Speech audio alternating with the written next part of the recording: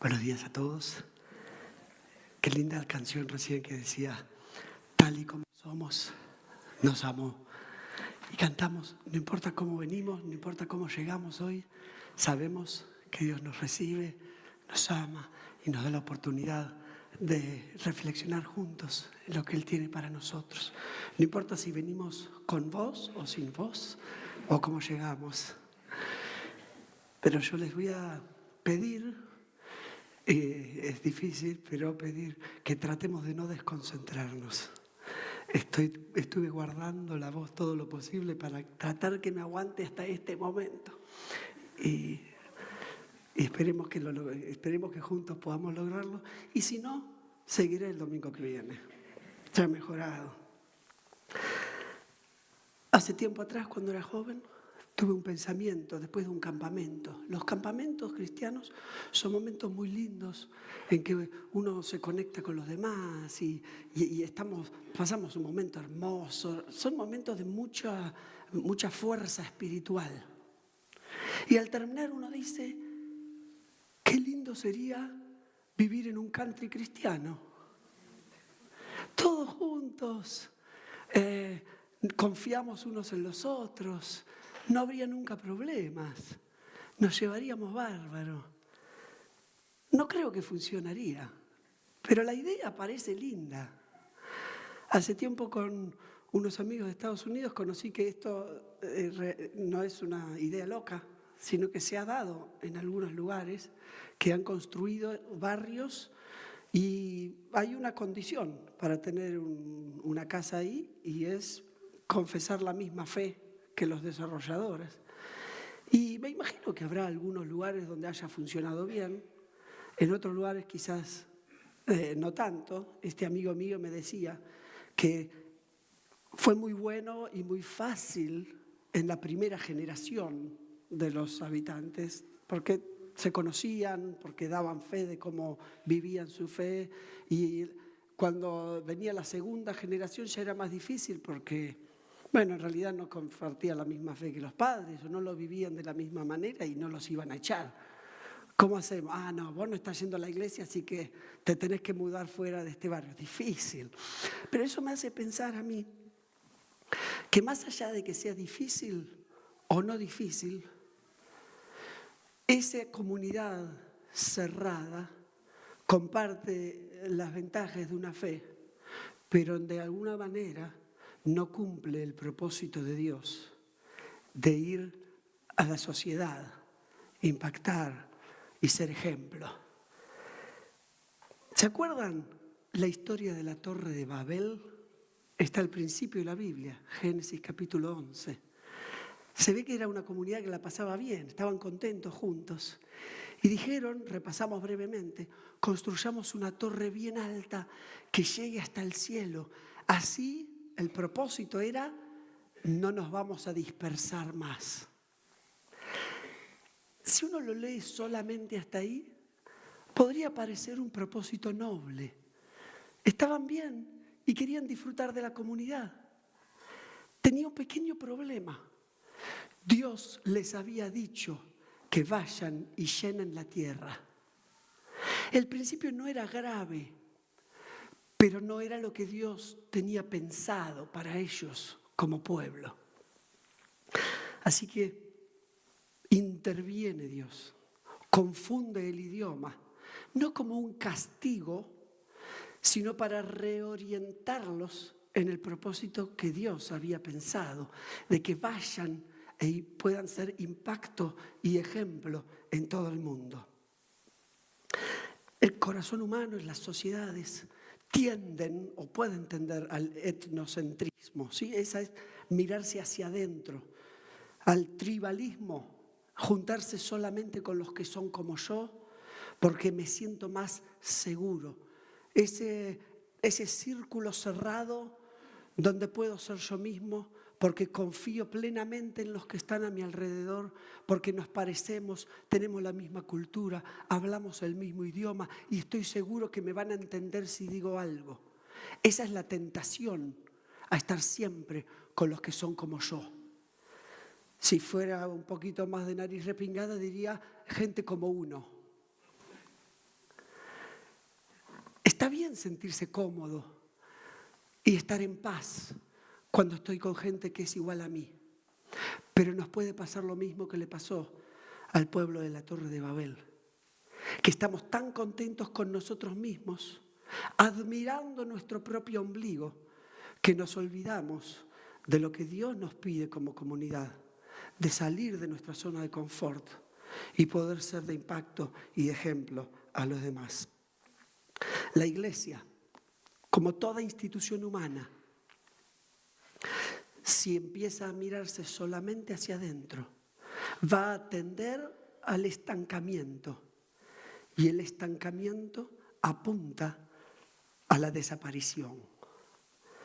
Una iglesia, si no es guiada por el Espíritu, puede convertirse en una institución estancada, sin visión y sin misión. Por eso, esta serie que comenzamos hoy, en realidad es continuación de la Semana Santa, en el sentido de que todo lo que Jesús enseñó, vivió e hizo, incluyendo su cruz y su resurrección, son el preámbulo de la comunidad que fundó, que es la Iglesia de Jesucristo, que llega hasta nuestros días también.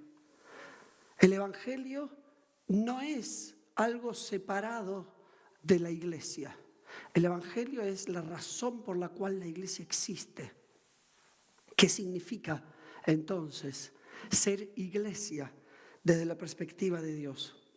Bueno, esta es la serie que vamos a hablar durante varios domingos a través del libro de los Hechos. La comunidad del Espíritu, la comunidad del Espíritu que envía a Jesús resucitado, continúa lo que Jesús empezó. Y hoy, puntualmente, el lanzamiento de esta serie, la proposición central es que la comunidad del resucitado tiene un alcance global y misionero desde su nacimiento. Hoy nadie puede negar que la iglesia cristiana está en todo el mundo. Se dispersó, alcanzó un nivel mundial. Pero cuando empezamos, esas semanitas después de la muerte y resurrección de Jesús, estaba bien localizada. Estaban unas 120 personas reunidas.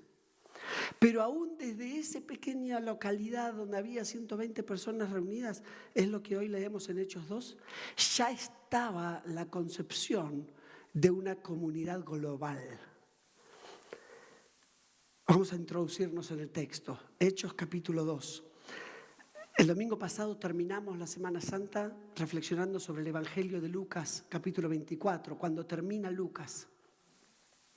Y la última palabrita que leímos la vez pasada, y lo voy a leer, Lucas capítulo 24, 48 y 49, habíamos dicho, Jesús ya resucitado les dice, ustedes son testigos de estas cosas, ahora voy a enviarles lo que ha prometido mi Padre. Ustedes quédense en la ciudad hasta que sean revestidos del poder de lo alto. Esa frasecita que termina el Evangelio sirve para comenzar el libro de los Hechos, porque lo primero que hace el mismo autor, Lucas, escribió el Evangelio y escribió Hechos. Cuando termina un capítulo, el primer tomo, gracias Pepe, ponle ahí. Empieza el segundo tomo, retoma la idea, Jesús resucitado, se aparece y dice en Hechos capítulo 1, versículo 8, el Espíritu Santo vendrá sobre ustedes y les dará poder para ser mis testigos, de Jerusalén hasta el último de la tierra. El mismo Lucas termina un capítulo, abre otro con el mismo concepto. Hoy quise empezar directamente del capítulo 2, pero lo que vemos, Lucas nos está diciendo claramente que el Evangelio continúa en la vida de la iglesia, que el Evangelio muestra los hechos de Jesús y enseguida, como algo continuo, Hechos muestra las obras del Espíritu Santo en la comunidad del resucitado. Así que vamos a ir a Hechos capítulo 2, Hechos capítulo 2, y vamos a separar el texto en tres partes. Una comunidad espiritual, una comunidad local y global y una comunidad de testigos. Si lo tienen ahí la Biblia, me pueden seguir. Capítulo 2, versículo 1, página 1137.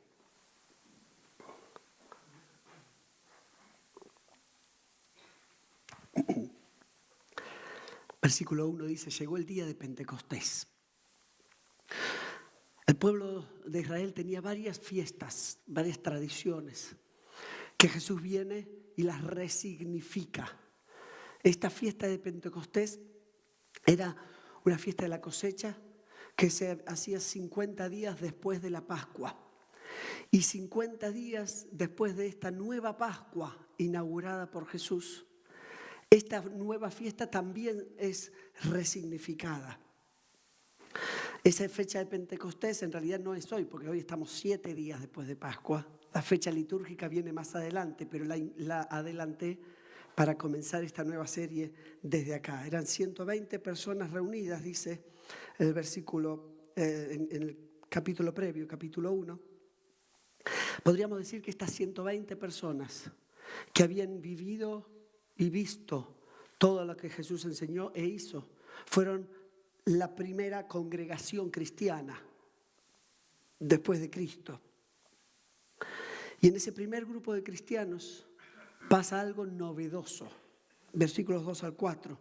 Vino del cielo un ruido como una violenta ráfaga de viento y llenó toda la casa donde estaban reunidos.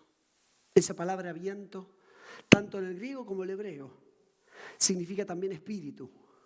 Pues el viento representa el espíritu que se presentó en esa casa. Y se aparecieron como unas lenguas de fuego que se repartieron y se posaron sobre cada uno de ellos. ¿Por qué decimos que esta fue una comunidad espiritual? Bueno, porque el libro dice que vino el Espíritu y se posó sobre cada uno de ellos. ¿Por qué sería algo extraño, algo novedoso esto? Bueno, porque en toda la historia del Antiguo Testamento, el Espíritu de Dios se movía especialmente como algo extraordinario en algunas personas específicas, a través de las cuales tenía un mensaje claro para darle a las comunidades que los escuchaban. No era algo que cualquiera recibía, sino que aparecía especialmente con algunas ocasiones. ¿Qué es lo nuevo acá? Que esas 120 personas ven como el Espíritu Santo viene específicamente para todos. No hay requisitos, no hay condiciones. Todos los que habían creído en el Jesús resucitado recibieron también esa presencia del Espíritu Santo. Por eso es una comunidad que empieza distinto. Y del Antiguo Testamento hoy leímos la promesa, la profecía de Joel, donde dice, cuando venga el día del Señor pasará esto. Esto cumple lo que desde el Antiguo Testamento se anhelaba y se esperaba. Acá está diciendo, se concreta, se cumple. Ahora, vengo a nuestros días. Y si yo digo que esa era una comunidad muy espiritual, me imagino que cada uno de los que estamos acá tenemos una definición distinta. ¿Qué significa que era espiritual?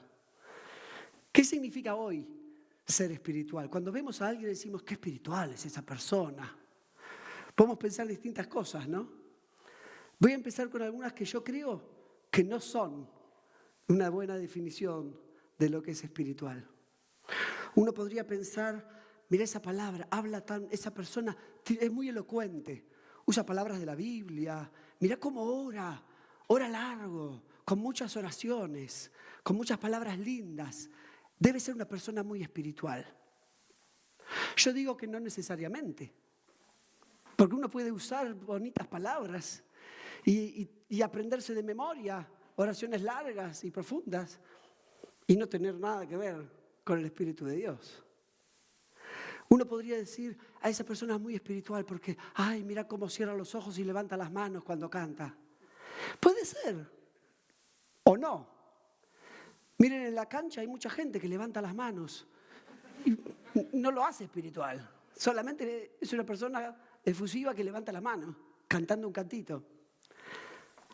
¿Puede ser una persona espiritual que levanta las manos? Sí, también, por supuesto. ¿Puede ser una persona que canta un himno con las manos bajas y es muy espiritual? Sí, yo creo que sí. ¿Qué significa ser espiritual? ¿Significa que alguien se emociona cuando habla de Jesús? Puede ser, pero no necesariamente. No es un sentimentalismo tampoco. ¿Puede alguien tener una personalidad carismática y no ser espiritual? Sí, obviamente. Es difícil describir lo espiritual, porque es algo más abstracto. Lo que sí me animo a decir es que no encerremos con categorías demasiado cuadradas lo que significa ser espiritual, porque si no corremos el riesgo de decir que quienes no entran en mi cuadrado no son espirituales. Y ahí nos ponemos en el rol de Dios de juzgar quién es y quién no es espiritual, sabiendo que el Espíritu Santo trabaja en nosotros de una manera progresiva. No solamente un día ni dos, sino a lo largo de nuestra vida. Entonces la descripción de ser espiritual no es un resultado de cómo vivimos, ni cómo hablamos, ni cómo oramos, ni cómo cantamos, sino un proceso mediante el cual el Espíritu Santo va trabajando en cada uno de nosotros. ¿Para qué? Me animo a resumir la gran doctrina de neumatología, que es la teología sobre el Espíritu Santo, que es muy amplia y no pretendo abarcarla toda, pero por lo menos dos cositas que yo digo, y esto sí o sí está incluido en ser espiritual. El primero es cuando estamos dispuestos a vivir bajo la guía del Espíritu Santo para imitar a Jesús. Uno de los roles claros de la Biblia para el Espíritu Santo es cuando trabaja en nosotros, haciéndonos más a semejanza de Cristo. El Espíritu Santo obra en nosotros, sacando de nuestra vida las cosas que no se alinean con la enseñanza de Dios y ayudándonos a que nuestra vida cada vez más siga el ejemplo de Jesús. Y el segundo es ser capacitados por el Espíritu Santo. Por eso usa la palabra poder del Espíritu Santo para cumplir la misión que Jesús nos dejó, que es lo que anunció el Jesús resucitado. Así que, de alguna forma, el que quiera ser espiritual verá en su vida dos cosas: la búsqueda de imitar a Jesús y la búsqueda de cumplir la misión de Jesús. Esto se compara con dos cosas específicas que la Biblia habla del Espíritu Santo, y es el fruto del Espíritu y los dones del Espíritu. Por eso resumen bien la obra del Espíritu, porque el fruto es cómo vivimos y los dones es para qué vivimos, qué hacemos con lo que Dios hace en nosotros. Así que la comunidad del resucitado es una comunidad espiritual en el sentido que permite que el Espíritu Santo trabaje en nosotros. Pero además, y voy al segundo punto, la comunidad del resucitado, habiendo recibido al Espíritu Santo, es una comunidad global que se combina con lo local.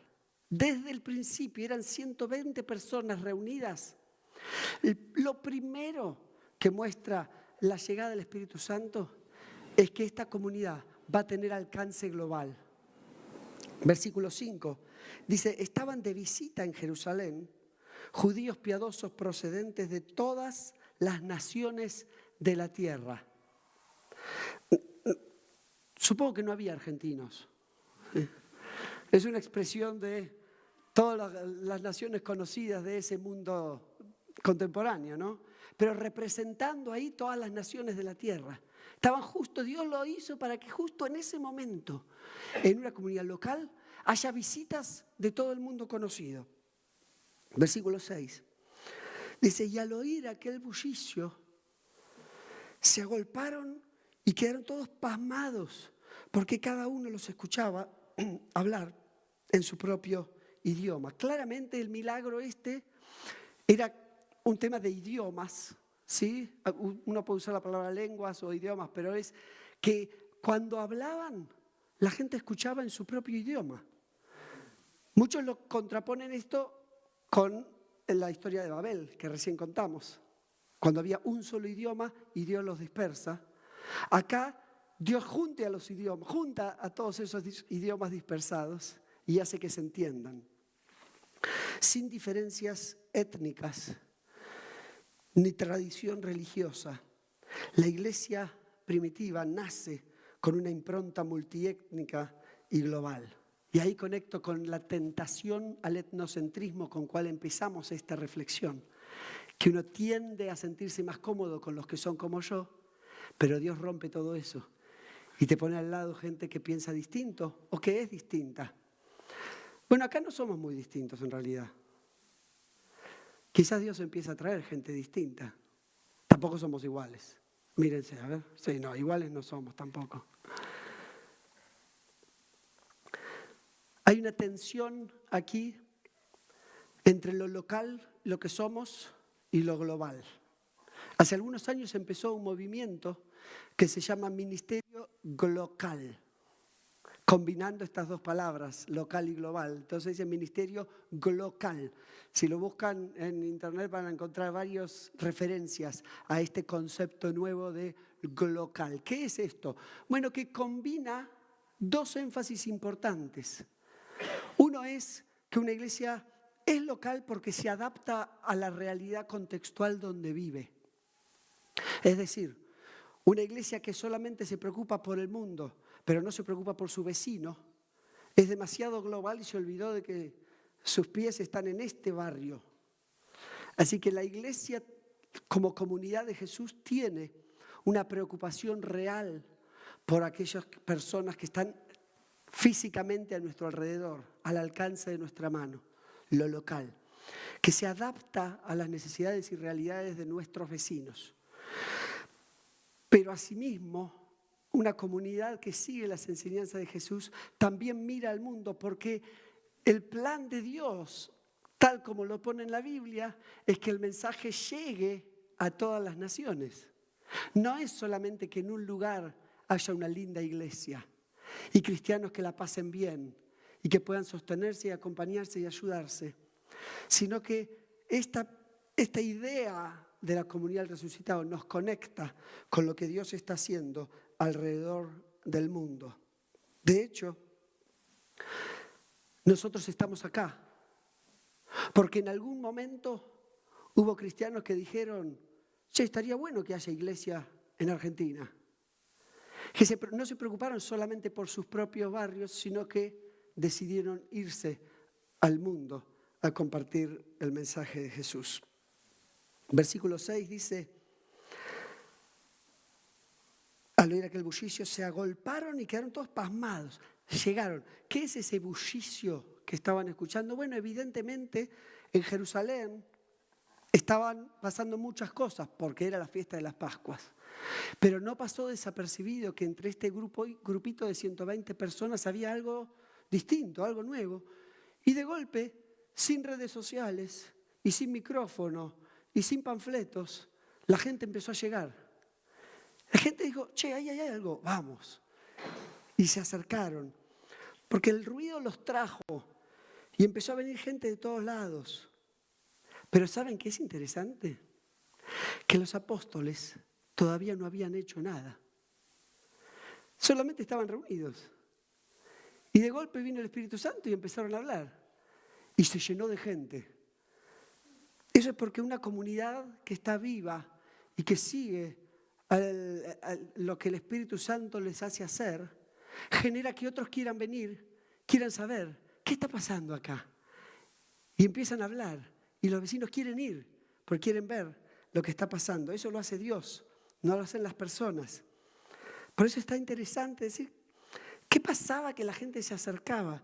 Bueno, evidentemente había algo nuevo. En el versículo 11 dice: todos por igual los oímos proclamar en nuestra propia lengua las maravillas de Dios. Eso era lo que se escuchaba. No era otra cosa. Era el mensaje de Dios, el mensaje del Evangelio. Así que una comunidad movida por el Espíritu Santo, que tiene una fuerte pata local, pero también alcance global. Los últimos versículos me animo a decir que es una comunidad de testigos. No solamente una comunidad de creyentes. Porque uno asume que en la iglesia se reúnen los creyentes. ¿Solo eso? Acá lo que yo leo en esta primera comunidad no era solamente que eran creyentes. Obviamente habían creído y habían visto con sus propios ojos a Jesús resucitado. Pero era una comunidad dispuesta a dar testimonio. Por eso versículo 11, insisto, era proclamar en nuestra propia lengua las maravillas de Dios.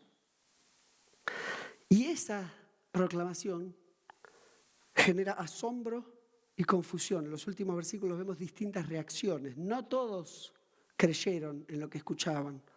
Dice el 12, estaban desconcertados y perplejos. ¿Qué quiere decir esto? Versículo 13 es muy real. Algunos se burlaban.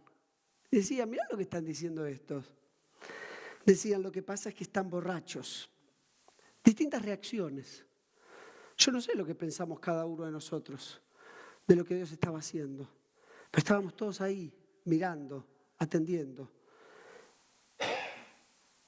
Lo que sí queda claro es que de esa historia y de esa comunidad nació un movimiento de cristianos dispuestos a entregar su vida por la fe y que llegó a todo el mundo, compartiendo unos a otros, de boca en boca, lo que Jesús había hecho en sus vidas. Versículo 14, que no lo incluimos en la lectura anterior, pero el texto sigue, y se levanta Pedro, uno de los apóstoles, y dice, acá hay que explicar, porque hay mucha gente que no entiende qué está pasando. Algunos piensan que están borrachos. Y Pedro se levanta y explica. Es posiblemente uno de los primeros sermones públicos oficiales de esta comunidad del resucitado. Entonces, en versículo 14 empieza Pedro hablando y les explica. Dice, Pedro se puso de pie y dijo, compatriotas, déjenme explicarles lo que sucede. Presten atención a lo que les voy a decir. Y todo un texto largo diciéndoles, basado en el profeta Joel, cómo esto estaba cumpliendo aquellas promesas. Pero fíjense, voy a adelantar para ser óptimo con el tiempo, hacia el final de ese mensaje que predicó Pedro, el versículo 37, dice, cuando oyeron esto, todos se sintieron profundamente conmovidos. El 36 decía, la conclusión del sermón de Pedro, sépalo bien todo Israel, que a este Jesús, a quienes ustedes crucificaron, Dios lo ha hecho Señor y Mesías. Entonces ellos se sintieron conmovidos y le dijeron a Pedro y a los otros apóstoles, escuchen la respuesta de la gente. Dice, hermanos, ¿qué debemos hacer? Vemos cosas raras. Acá está pasando algo. Pedro nos explica, esto es lo que tenía que pasar, es lo que dijo Dios. Y entonces, ¿qué hacemos? No le dijeron a Pedro, ¿qué tengo que pensar? ¿O qué tengo que creer? ¿Qué tengo que hacer? Una respuesta de acción. Una pregunta, porque querían responder con una acción. ¿Qué debemos hacer? Es un llamado para cada uno de nosotros a decir, si vemos que Dios está haciendo, ¿qué hago? Y versículo 38, Pedro les contesta, arrepiéntanse y bautícese cada uno de ustedes en el nombre de Jesucristo para perdón de sus pecados y recibirán el don del Espíritu Santo. Este llamado nos presenta a nosotros también un desafío. ¿Qué hacemos cuando vemos que Dios está haciendo algo nuevo, algo distinto? Y Pedro le dice, deja de hacer lo que está lejos de Dios. Ahí está el concepto de arrepentimiento. No solamente sentirme mal, sino si vos sabés que hay en tu vida algo que está lejos de lo que Dios enseña, sacalo de tu vida. No juegues, sacalo. Y empecemos a caminar alineados con Dios. Por eso habla del bautismo, que no es solamente un sacramento, un ritual, sino es que la presencia de Jesús viva en mí para empezar una nueva etapa. Y vuelve a incluir al Espíritu Santo y recibirán al Espíritu Santo para que Él siga la obra en ustedes. No es solamente el cristianismo, una filosofía religiosa. Es muy concreto y muy real lo que Dios puede cambiar en nosotros. Por tanto, si hasta acá pensaste que era solamente ir a la iglesia, un ritual o una religión, tal vez hoy puedas decirle, Dios, quiero un cambio real en mi vida. Que venga el Espíritu Santo sobre cada uno de nosotros para que podamos con intencionalidad dejar atrás lo que nos alejaba de Dios y que el Espíritu Santo empiece a trabajar en nosotros, haciéndonos una nueva persona. versículo 41. Así pues, los que recibieron su mensaje fueron bautizados. Y aquel día se unieron a la iglesia unas 3.000 personas. Empezamos con 120, terminamos con 3.000. Porque Dios estaba haciendo algo distinto, algo nuevo. Vemos acá una iglesia dispuesta a ser un puente entre Dios y la gente, no encerrada como un club. ¿Saben que la palabra iglesia, viene de una raíz que es los llamados? Dios llama a la iglesia, no para encerrarse en un círculo lindo y cerrado, no para hacernos felices y disfrutar de buenas amistades con valores cristianos, sino nos llama para que nosotros podamos ser herramientas en sus manos para dar a conocer a otros el mensaje de Jesús. Voy a dejar ahí el versículo 41, porque el domingo que viene tengo que seguir desde ahí y no quiero predicarles lo del domingo que viene. Para eso vengan el domingo que viene. Voy a dejar en una comunidad que está dispuesta a hacer la obra de Dios. Terminó Pascua, pasó Semana Santa, estuvo lindo. Pero ahí no termina la vida cristiana, ahí empieza. Terminó la obra de Jesús y empieza en Hechos la obra del Espíritu Santo a través de la iglesia. La iglesia es llamada a seguir la obra que empezó Jesús. Y cada uno de nosotros estamos incluidos ahí. Dios nos envía. Ahí cuando salgamos del culto a veces no se ve, pero hay un cartelito que dice salimos a servir. Venimos a adorar, salimos a servir. Pensemos como un ejercicio mental que cada uno de nosotros estamos aquí porque de alguna forma Dios nos trajo. Algunos nos invitaron. Y pensá qué hubiera pasado si esa persona que te invitó hubiera estado demasiado concentrado en su propio ombligo y no te hubiera invitado. Sería lindo agradecerle. Che, vos un día me invitaste, me hablaste de Dios, me trajiste. Qué bueno, gracias. Porque saliste de tu zona de confort y te animaste a compartir algo que pensaste que me podía servir. Gracias. Es lindo. A otros no, los agarró Dios de los pelos y los trajo. También es válido, Dios hace lo que quiere. Pero si podemos evitar que venga de los pelos, mejor. Es mejor una invitación amable, decir, che, ¿sabes que está bueno? Quizás esto de que estamos hablando en la iglesia te sirve, qué lindo. Pero si no, podamos agradecer a personas que decidieron salir de su zona de confort. Y cada uno de nosotros, que podamos pensar, si queremos seguir el mensaje del Jesús resucitado, de qué manera nosotros somos herramienta en sus manos para difundir su mensaje. Los voy a invitar a ponernos de pie. Vamos a hacer una oración mientras nos preparamos para la última canción. Dios, gracias porque de alguna forma nos invitaste a cada uno de nosotros a estar hoy acá. Y vos estás haciendo algo especial. Tal vez algunos vienen por primera vez y nunca se les ocurrió que la historia del Jesús crucificado y resucitado tenía algo que ver con sus vidas. Pero quizás hoy vos estás conectando nuestra vida con esa historia y por eso pedimos que la hagas presente en nosotros. Espíritu Santo de Dios, que descendiste sobre aquella comunidad naciente de 120 personas, te pedimos que vengas hoy sobre nosotros y también en nuestra vida hagas algo distinto. En la vida de cada uno de nosotros. Espíritu Santo de Dios, vení y haz algo distinto hoy. De manera que salgamos diferente de cómo entramos. Y que nosotros como comunidad también hagas algo nuevo. Ayúdanos a ser la comunidad que, guiada por el Espíritu Santo, nos animamos a compartir las maravillas al mundo en el idioma que necesiten.